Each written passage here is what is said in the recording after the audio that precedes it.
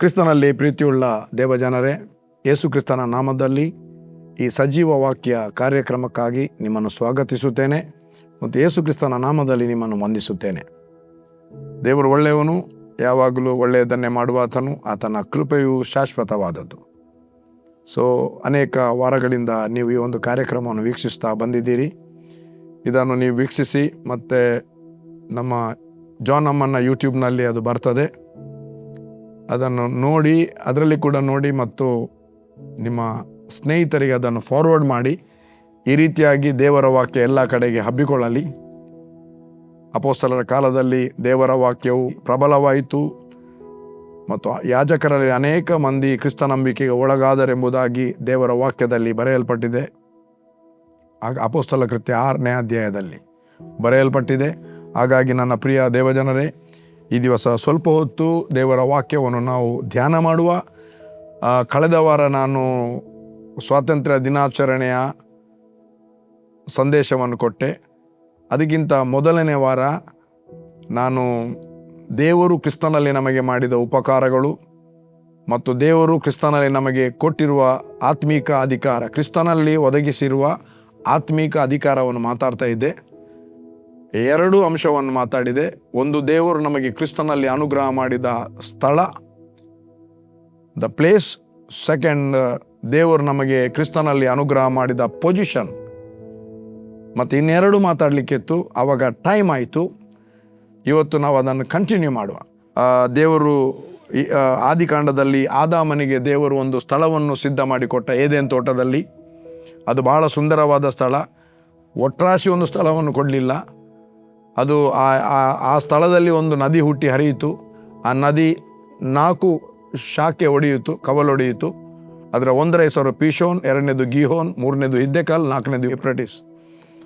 ಅದು ಬಂಗಾರ ಸಿಗುವ ದೇಶವನ್ನು ಸುತ್ತಿಕೊಂಡು ಹೋಗ್ತಿತ್ತು. ಹವಿಲಾ ದೇಶವನ್ನು ಸುತ್ತಿಕೊಂಡು ಹೋಗುವಂಥ ನದಿಯಾಗಿತ್ತು.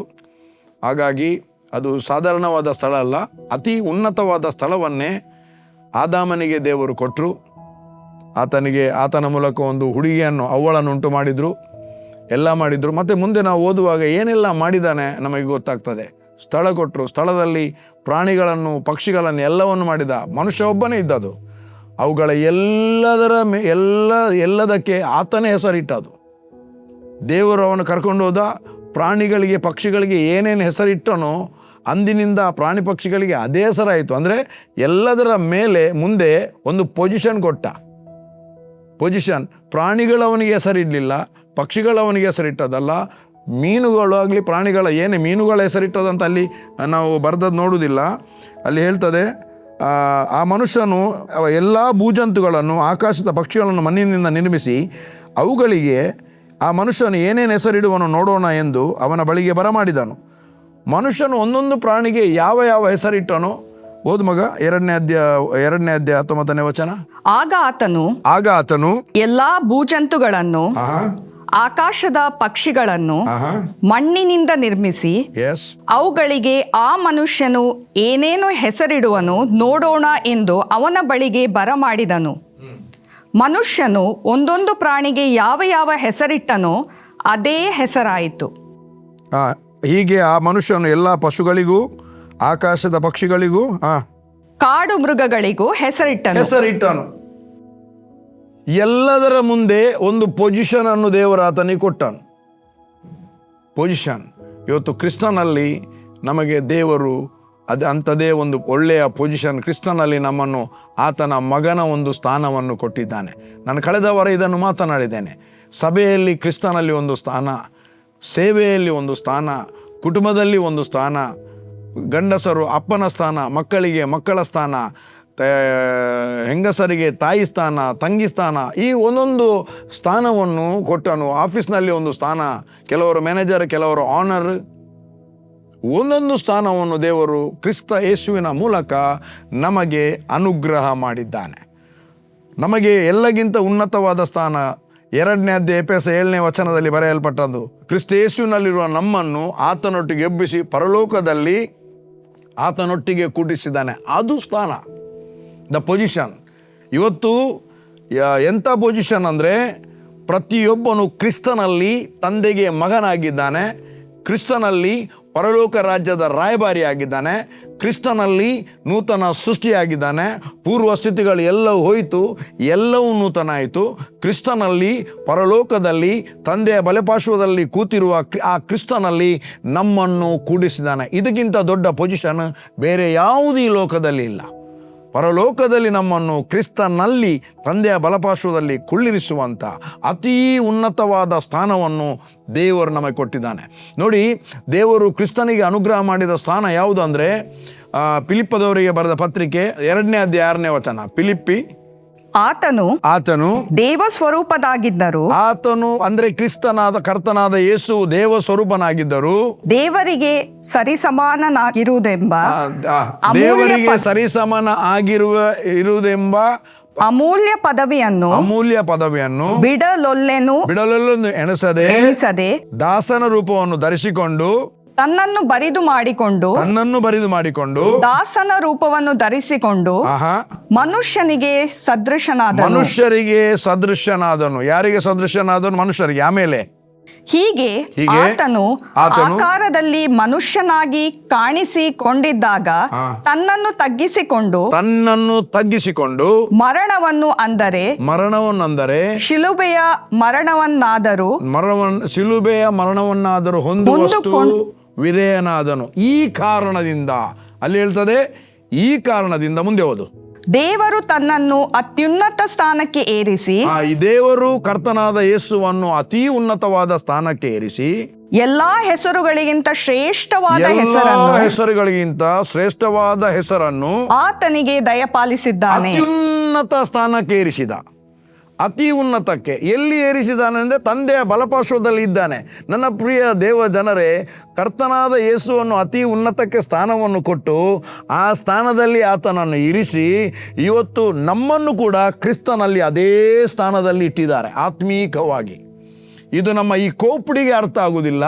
ಸ್ಪಿರಿಟ್ನಲ್ಲಿ, ಆತ್ಮದಲ್ಲಿ ಗ್ರಹಿಸಿಕೊಂಡ್ರೆ ಎಲ್ಲವೂ ಅರ್ಥ ಆಗುತ್ತೆ. ಕೋಪಡಿ ಅಂದರೆ ಮನಸ್ಸಿಗೆ, ಕನ್ನಡಕ್ಕೆ ಹಿಂದಿಯಲ್ಲಿ ಕೋಪಡಿ ಅಂತ ಹೇಳ್ತಾರೆ, ಅದು ಇನ್ನೊಂದು ಲ್ಯಾಂಗ್ವೇಜ್. ನಮ್ಮ ಮನಸ್ಸಿಗೆ ಅರ್ಥ ಆಗುವುದಿಲ್ಲ, ಗ್ರಹಿಸಲಿಕ್ಕೆ ಕಷ್ಟ ಆಗಿರ್ಬೋದು. ಬಟ್ ಆತ್ಮದಲ್ಲಿ ಗ್ರಹಿಸಿಕೊಂಡಾಗ ನಾವು ಅಲ್ಲಿ ಕೂತಿರುವಂಥದ್ದು ಅನುಭವಕ್ಕೆ ಬರುತ್ತೆ. ಅಂದರೆ ನಾನು ಏನನ್ನು ಹೇಳಲಿಕ್ಕೆ ಬಯಸ್ತೇನೆಂದರೆ, ನನ್ನ ಪ್ರೀತಿಯ ದೇವಜನರೇ, ದೇವರು ನಮಗೆ ಆದಾಮನಿಗೆ ಅಲ್ಲಿ ಒಂದು ದೊಡ್ಡ ಸ್ಥಾನವನ್ನು ಕೊಟ್ಟ. ಕ್ರಿಸ್ತನಲ್ಲಿ ನಮಗೆ ದೇವರು ಅತಿ ಉನ್ನತವಾದ ಸ್ಥಾನವನ್ನು, ಈ ಪದವಿಯನ್ನು ಕೊಟ್ಟಿದ್ದಾನೆ. ಅದಕ್ಕಾಗಿ ಪೌಲ ಹೇಳ್ತಾನೆ, ಮುಂದೆ ದೇವರು ಇಟ್ಟಿರುವಂಥನ್ನು ಹಿಡಿದುಗೋಸ್ಕರ, ನನಗೆ ಮುಂದೆ ಜೀವದ ಜಯಮಾಲೆ ಇದೆ, ಅದನ್ನು ಹಿಡಿಯುವುದಕ್ಕೋಸ್ಕರ ಎದೆ ಬಗ್ಗಿದವನಾಗಿ ಓಡ್ತಾ ಇದ್ದೇನೆ. ಎದೆ ಮರೆಸಿಕೊಂಡಲ್ಲ, ಅಂದರೆ ಬಗ್ಗಿಕೊಂಡು ಓಡ್ತಾ ಇದ್ದೇನೆ ಎಂಬುದಾಗಿ ಹೇಳ್ತಾನೆ. ಯಾಕೆ? ದೇವರು ಇಟ್ಟಿರುವಂಥ ಪೊಸಿಷನನ್ನು, ಶಾಶ್ವತವಾಗಿ ಇಟ್ಟಿರುವಂಥ ಪೊಸಿಷನನ್ನು ಹಿಡಿಯೋದಕ್ಕೋಸ್ಕರ. ಬಟ್ ಈ ಲೋಕದಲ್ಲಿಯೇ ನಾವಿರುವಾಗ ಆ ಪೊಸಿಷನ್ನಲ್ಲಿ ನಾವು ನಿಂತಾಗ ಪೊಸಿಷನ್ನಲ್ಲಿ ನಾವು ಮುಂದೆ ಹೋಗಲಿಕ್ಕೆ ಆಗುತ್ತೆ. ಒಬ್ಬ ವ್ಯಕ್ತಿ ಒಂದು ಕಂಪನಿಯಲ್ಲಿ ಮ್ಯಾನೇಜರ್ ಆಗಿ ಕೆಲಸ ಮಾಡಿ ಲೇಬರ್ನವ್ರ ಹತ್ರ ಸಲಹೆ ಕೇಳಿದರೆ ಅವನಿಗೆ ಆ ಪೊಸಿಷನ್ ಅಂಡರ್ಸ್ಟ್ಯಾಂಡ್ ಆಗಲಿಲ್ಲ. ಅವನು ಆ ಮ್ಯಾನೇಜರ್ನ ಪೊಸಿಷನ್ನಲ್ಲಿರುವಾಗ ಆ ಪೊಸಿಷನ್ನಲ್ಲಿ ಫಂಕ್ಷನ್ ಆಗಬೇಕು. ಇವತ್ತು ನಮಗೆ ದೇವರು ಒಂದು ಪೊಸಿಷನನ್ನು ಕೊಟ್ಟಿದ್ದಾನೆ. ಎಲ್ಲೆಲ್ಲಿ ಯಾವ ಪೊಸಿಷನ್ ಕೊಟ್ಟಿದ್ದಾನೆ ಆ ಪೊಸಿಷನ್ನಲ್ಲಿ ಕರ್ತನಿಗಾಗಿ ನಾವು ಫಂಕ್ಷನ್ ಆಗುವಾಗ ನಮ್ಮನ್ನು ಯಾರಿಗೂ ನಿಲ್ಲಿಸಲಿಕ್ಕೆ ಆಗುವುದಿಲ್ಲ. ನಾವು ಡೇ ಬೈ ಡೇ ಒಂದು ಹಂತದಿಂದ, ಒಂದು ಪೊಸಿಷನ್ನಿಂದ ಇನ್ನೊಂದು ಪೊಸಿಷನ್ಗೆ ಪ್ರಮೋಟ್ ಆಗುತ್ತೇವೆ. ಅದಕ್ಕೆ ಆಧಾರ ಒಬ್ಬನೇ, ದೇವರು. ನಾವು ಆತನನ್ನೇ ನೋಡಬೇಕು. ಇಲ್ಲಿ ಯಾರ್ಯಾರಿಗೆ ಬಕೆಟ್ ಹಿಡಿಯುವುದಲ್ಲ. ಲಾಸ್ಟ್ ಟೈಮ್ ಕೂಡ ಮಾತಾಡಿದ್ದೇನೆ. ಯಾರು ಪೊಸಿಷನ್ ಕೊಟ್ಟಿದ್ದಾನೆ, ಯಾರು ನಮ್ಮನ್ನು ಒಂದು ಪೊಸಿಷನಲ್ಲಿ ಇಟ್ಟಿದ್ದಾನ, ಅಲ್ಲಿಂದ ಇನ್ನೊಂದು ಪೊಸಿಷನ್ಗೆ ಪ್ರಮೋಟ್ ಮಾಡುವುದು ದೇವರೇ. ಅದಕ್ಕೆ ಬೈಬಲ್ ಹೇಳ್ತದೆ, 12ನೇ ಅಧ್ಯಾಯ 1ನೇ ವಚನ, ತೆಗೆಯುವುದು ಬೇಡ, ನಾನು ಬಾಯಾಟ ಹೇಳ್ತೇನೆ.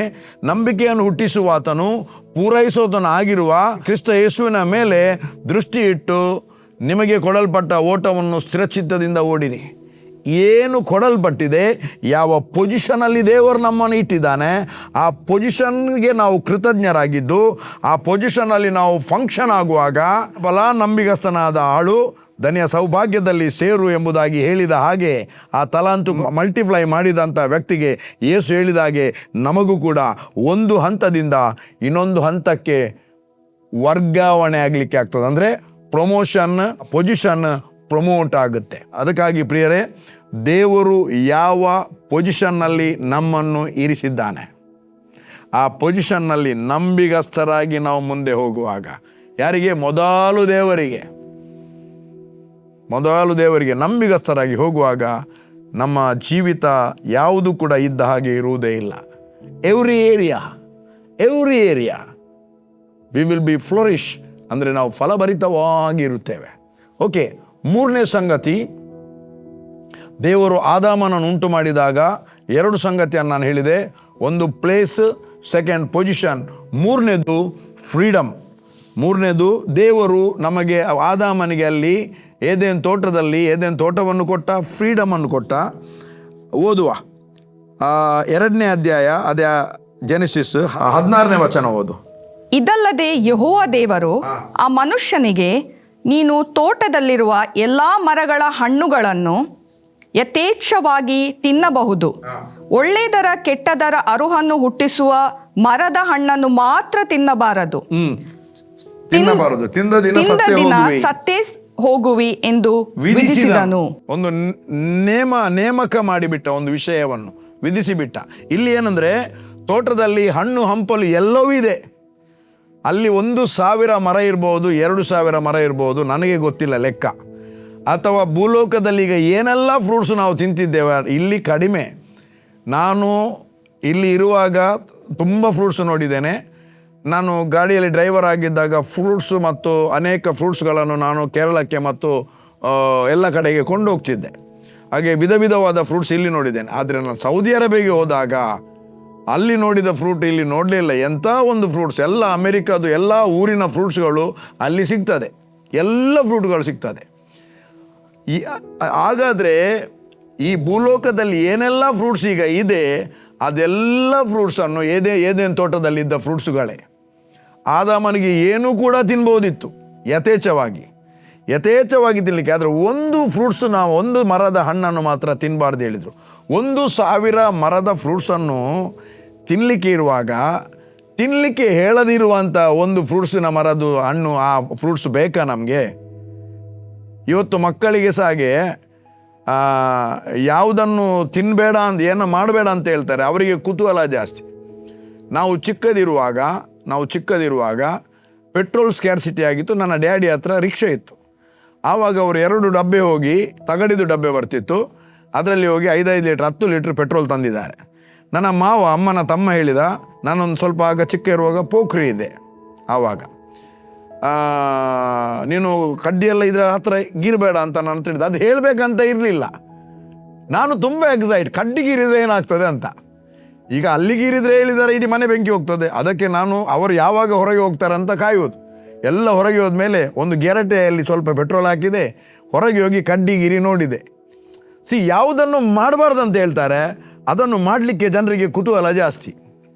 ಯಾವುದನ್ನು ಮಾಡು ಅಂತ ಹೇಳ್ತಾರೆ, ಅದನ್ನು ಮಾಡುವುದಿಲ್ಲ. ತಂದೆ ತಾಯಿಗಳು ಕೆಲವೊಮ್ಮೆ ಮನೆಯಲ್ಲಿ ಹೇಳ್ತಾರೆ, ನೋಡ ಮಗ ಇಂಥ ಕೆಲಸವನ್ನು ಮಾಡ ಅಂತ. ಅವರು ಬೇರೆಯೇ ಮಾಡ್ತಾರೆ. ತಂದೆ ತಾಯಿ ಬಂದಿರುವಾಗ ಹೇಳಿದ ಕೆಲಸ ಮಾಡಿರುವುದಿಲ್ಲ. ಓಕೆ, ಇಲ್ಲಿ ಇದು ಪಾಯಿಂಟ್ ಅಲ್ಲ. ಇಲ್ಲಿ ಏನಂದರೆ, ಯಥೇಚ್ಛವಾಗಿ ತಿನ್ನುವ ಸ್ವಾತಂತ್ರ್ಯವನ್ನು ಕೊಟ್ಟು ಬಿಟ್ಟಿದ್ದಾನೆ. ಪೊಸಿಷನ್ ಕೊಟ್ಟು ಎಲ್ಲ ಪ್ರಾಣಿಗಳ ಮೇಲೆ ಈತನಿಗೆ ಏನೆಲ್ಲ ಮಾಡಲಿಕ್ಕೆ ಪೂರ್ಣ ಸ್ವಾತಂತ್ರ್ಯ. ದೇವರು ಬಂದು ಮಾಡುವುದಿಲ್ಲ, ಆದಾಮನೇ ಮಾಡಬೇಕು. ಪೂರ್ಣ ಸ್ವಾತಂತ್ರ್ಯ. ಒಂದು ಮಾತ್ರ ಹೇಳಿದ್ದಾನೆ, ಇದನ್ನು ಮಾಡಬೇಡ. ದೇವರು ಕ್ರಿಸ್ತನಲ್ಲಿ ನಮಗೆ ಸ್ವಾತಂತ್ರ್ಯವನ್ನು ಅನುಗ್ರಹಿಸ್ತಾನೆ. ಅದಕ್ಕೆ ಪೌಲನು ಲಾಸ್ಟ್ ಟೈಮ್ ನಾನು ಪ್ರೀಚ್ ಮಾಡಿದ್ದೆ ಸ್ವಾತಂತ್ರ್ಯ ದಿನಾಚರಣೆಗೆ, ಗಲಾತ್ಯ 5ನೇ ಅಧ್ಯಾಯ 1ನೇ ವಚನ, ದೇವರು ನಮ್ಮನ್ನು ಸ್ವತಂತ್ರದಲ್ಲಿ ಇರಿಸಬೇಕೆಂಬುದಾಗಿ ಬಿಡುಗಡೆ ಮಾಡಿದ್ದಾನೆ. ನಾವು ಮೊದಲು ಆತ್ಮೀಕ ಲೋಕದಲ್ಲಿ ಸ್ವಾತಂತ್ರ್ಯವಾಗಿರಲಿಲ್ಲ, ನಾವು ಬಂಧನದಲ್ಲಿದ್ದೆವು. ಹೇಗೆ ಐಗುಪ್ತ ದೇಶದಲ್ಲಿ ಇಸ್ರಾಯೇಲರು 430 ವರ್ಷ ಅವರ ಇದರಲ್ಲಿ ಗುಲಾಮಗಿರಿಯಲ್ಲಿ ಕೆಲಸ ಇದ್ರ ಅದೇ ರೀತಿಯಲ್ಲಿ ನಾವು ಎಷ್ಟು ಹುಟ್ಟಿದಂದಿನಿಂದ ಸೈತಾನನ ಗುಲಾಮಗಿರಿಯಲ್ಲಿ ನಾವಿದ್ದೆವು. ಸಭೆಯ ಜನರು ರಕ್ಷಣೆ ಹೊಂದುವುದಕ್ಕಿಂತ ಮುಂಚೆ ಅದರಲ್ಲಿದ್ದೆವು. ದೇವರಿಗೆ ಸ್ತೋತ್ರ. ಯೇಸು ಕ್ರಿಸ್ತನು ಬಂದ, ದೇವರು ನಮ್ಮನ್ನು ಅಂಧಕಾರದ ದೊರೆತನದಿಂದ ಬಿಡಿಸಿ ತನ್ನ ಪ್ರಿಯ ಕುಮಾರನ ರಾಜ್ಯದೊಳಗೆ ಸೇರಿಸಿದನು. ಆ ಪ್ರಿಯನಲ್ಲಿಯೇ ನಮ್ಮ ಅಪರಾಧಗಳು ಪರಿಹಾರವಾಗಿ ನಮಗೆ ಬಿಡುಗಡೆ ಆಯಿತು ಎಂಬುದಾಗಿ ಕೊಲೊಸ್ಸೆ 1ನೇ ಅಧ್ಯಾಯ 13ನೇ ವಚನದಲ್ಲಿ ಈ ಮಾತುಗಳು ಬರೆಯಲ್ಪಟ್ಟಿದೆ. ನನ್ನ ಪ್ರಿಯ ದೇವಜನರೇ, ಹಾಗಾಗಿ ದೇವರು ನಮ್ಮನ್ನು ಬಿಡುಗಡೆ ಮಾಡಿದ್ದು. ಕರ್ತನಾದ ಯೇಸು ತನ್ನ ರಕ್ತವನ್ನು ಸುರಿಸಿ ಅಂಧಕಾರದ ದೊರೆತನದಿಂದ ನಮ್ಮನ್ನು ಬಿಡುಗಡೆ ಮಾಡಿದ್ದು ಸ್ವತಂತ್ರದಲ್ಲಿ ಇರಿಸಲಿಕ್ಕೆ, ಬಿಡುಗಡೆಯಲ್ಲಿ ಇರಿಸಲಿಕ್ಕೆ. ಅದಕ್ಕೆ ಸತ್ಯವೇದ ಹೇಳ್ತದೆ, ಮಗನು ಬಿಡುಗಡೆ ಮಾಡಿದರೆ ಶಾಶ್ವತವಾದ ಬಿಡುಗಡೆ. ಮಗನಂದರೆ ಯಾರು? ತಂದೆಯಾದ ದೇವರ ಏಕೈಕ ಪುತ್ರನಾಗಿರುವ ನಮ್ಮ ಕರ್ತನಾಗಿರುವ ಯೇಸು ಕ್ರಿಸ್ತನ ಯಾರನ್ನು ಬಿಡುಗಡೆ ಮಾಡಿದ್ನ ಅವರಿಗೆ ಶಾಶ್ವತವಾದ ಬಿಡುಗಡೆ ಎಂಬುದಾಗಿ. Permanent salvation, permanent redemption. ಹಾಗಾಗಿ ನನ್ನ ಪ್ರಿಯ ದೇವಜನರೇ, ತಿರುಗಿ ದಾಸತ್ವದ ನೊಗದೊಳಗೆ ಸಿಲುಕಿಕೊಳ್ಳಬೇಡಿ ಎಂಬುದಾಗಿ ದೇವರ ವಾಕ್ಯದಲ್ಲಿ ಬರೆದಿದೆ. ನಮ್ಮನ್ನು ಸ್ವತಂತ್ರದಲ್ಲಿ ಇರಿಸಬೇಕೆಂಬುದಾಗಿ ಬಿಡುಗಡೆ ಮಾಡಿದ್ದಾನೆ. ದೇವರು ನಮಗೆ ಪೂರ್ಣ ಸ್ವಾತಂತ್ರ್ಯವನ್ನು ಕೊಟ್ಟಿದ್ದಾನೆ. ನಾವು ಇವತ್ತು ದಾಸತ್ವದ ಅಡಿಯಲ್ಲಿಲ್ಲ, ದಾಸತ್ವದ ನೊಗದೊಳಗಿಲ್ಲ. We are not the slave, we are the sons of God. ದೇವರ ಮಗ ಆಗಿದ್ದೇವೆ, ದೇವರ ಮಕ್ಕಳಾಗಿದ್ದೇವೆ. ದೇವರ ಮಕ್ಕಳ ಅಧಿಕಾರವನ್ನು ದೇವರು ಕ್ರಿಸ್ತನಲ್ಲಿ ನಮಗೆ ಅನುಗ್ರಹ ಮಾಡಿದ್ದಾನೆ. ಸ್ವಾತಂತ್ರ್ಯವನ್ನು ಕ್ರಿಸ್ತನಲ್ಲಿ ನಮಗೆ ದಯಪಾಲಿಸಿದ್ದಾನೆ. ಸೇವೆಯಲ್ಲಿ, ಸಭೆಯಲ್ಲಿ, ಎಲ್ಲದರಲ್ಲಿ ಸ್ವಾತಂತ್ರ್ಯ. ತಿರುಗಿ ದೇವ ಸೇವಕರಾಗಿರುವ ನಾವು ಜನರನ್ನು ಇದಕ್ಕೆ ಸ್ಲೇವರಿಗೆ ದುಡುವುದಲ್ಲ, ಕಂಟ್ರೋಲಲ್ಲಿ ಇಡುವುದಲ್ಲ.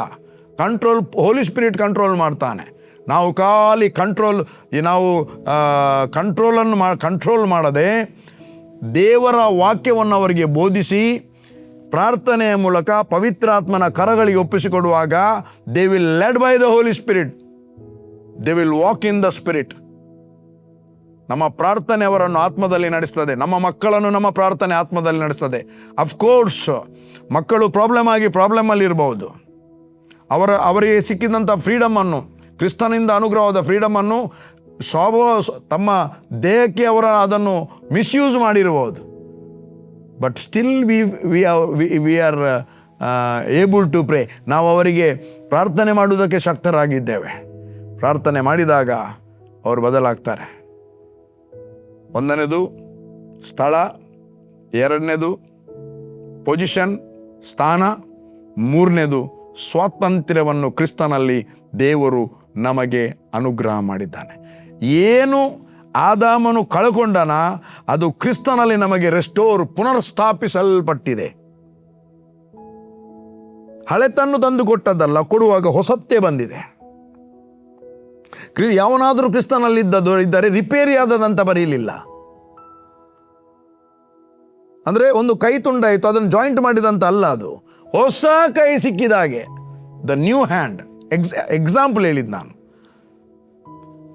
ಎಲ್ಲ ಪೂರ್ವಸ್ಥಿತಿ ಎಲ್ಲ ಹೋಯ್ತು, ಎಲ್ಲವೂ ನೂತನ ಆಯಿತು, ಕ್ರಿಸ್ತನಲ್ಲಿ ಆಯಿತು. ಇದು ದೇವರಿಂದ ಆಯಿತು. ಓ ನನ್ನ ಪ್ರಿಯ ದೇವಜನರೇ, ಅರ್ಥ ಮಾಡಿಕೊಳ್ಳಿ. ನಾಲ್ಕನೇ ವಿಷಯ ಅಥಾರಿಟಿ, ಅಧಿಕಾರ. ಎಷ್ಟು ಟೈಮ್ ಉಂಟೇನು? 15. ಓಕೆ. ನಾಲ್ಕನೇದು ಅಥಾರಿಟಿ, ಅಧಿಕಾರ ಅಥವಾ ಪಾವರ್ ಅಂತ ಹೇಳ್ಬೋದು. ಓಕೆ, ಓದು ಮಗಳೇ.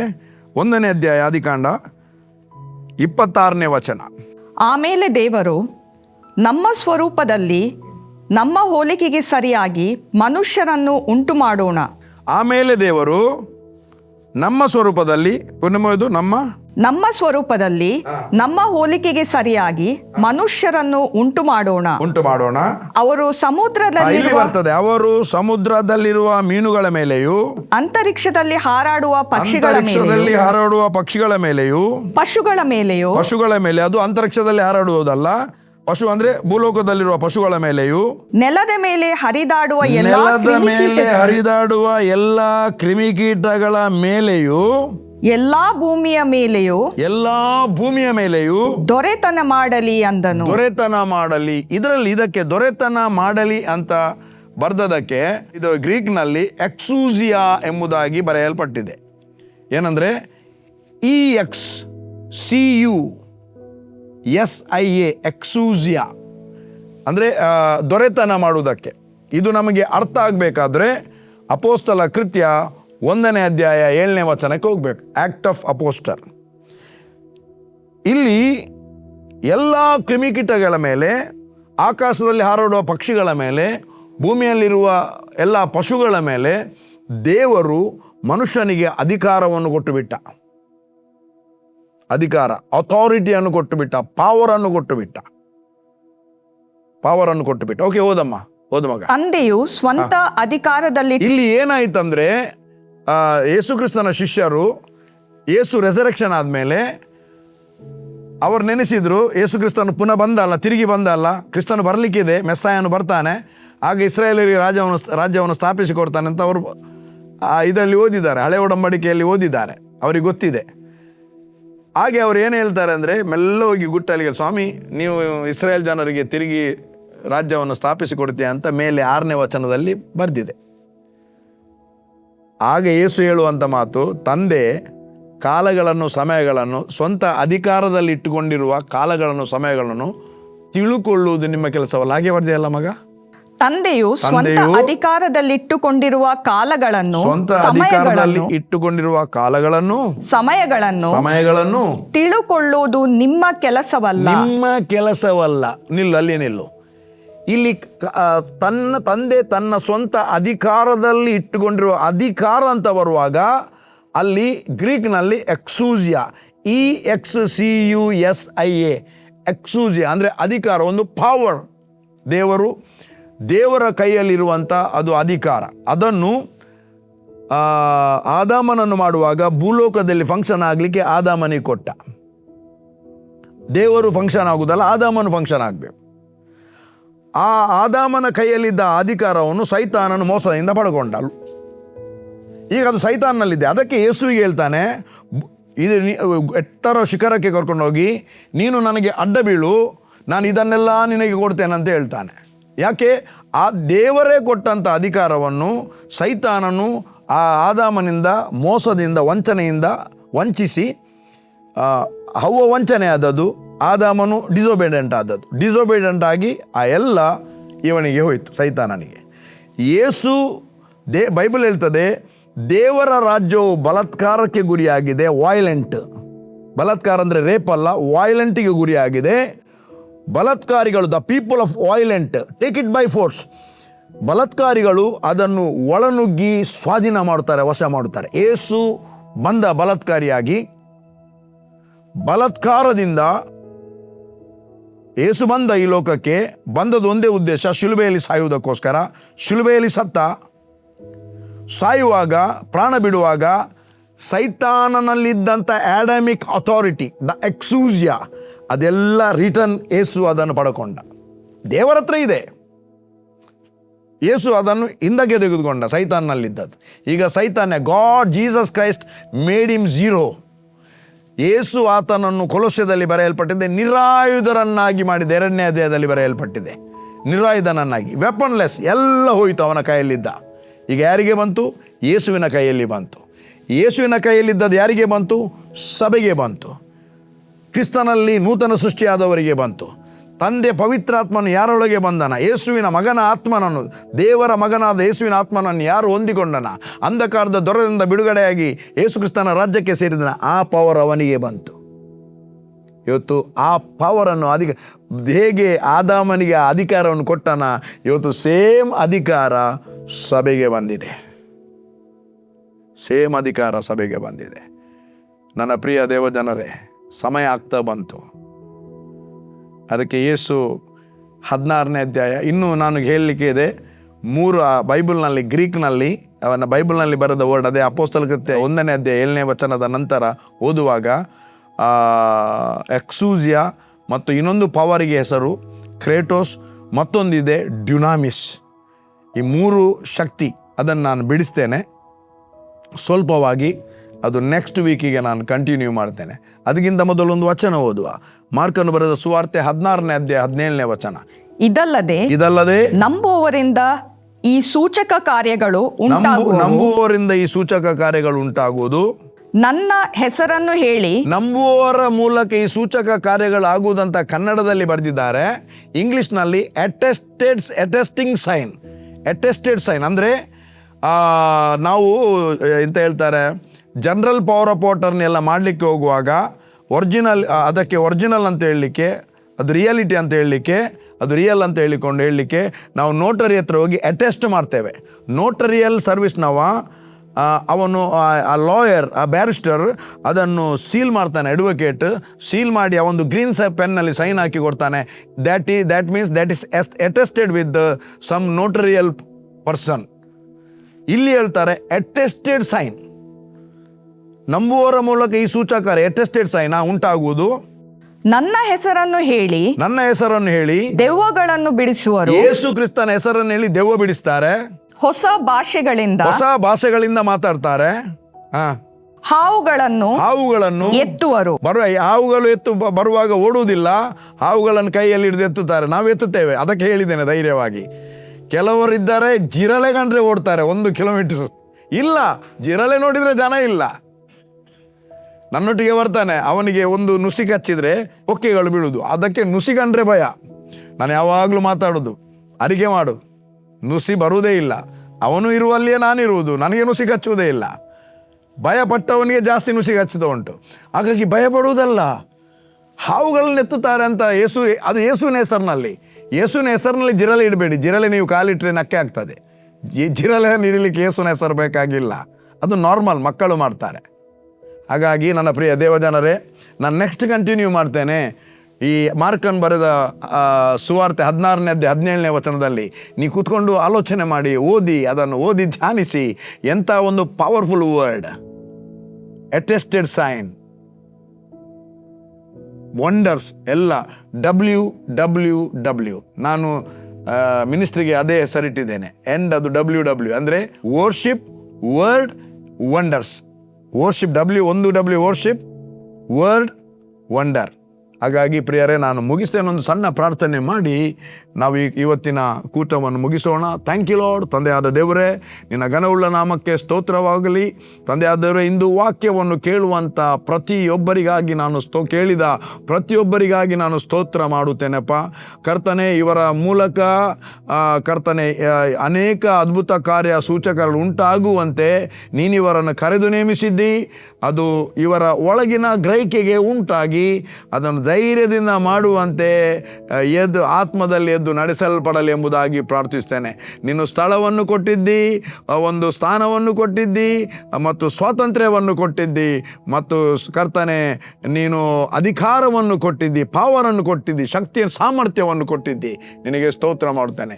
ಎಲ್ಲದರಲ್ಲಿ ಘನ ಮಾನ ಮಹಿಮೆ ನಿನಗೆ, ಯೇಸುವಿನ ನಾಮದಲ್ಲಿ ತಂದೆಯೇ. Amen, amen, amen.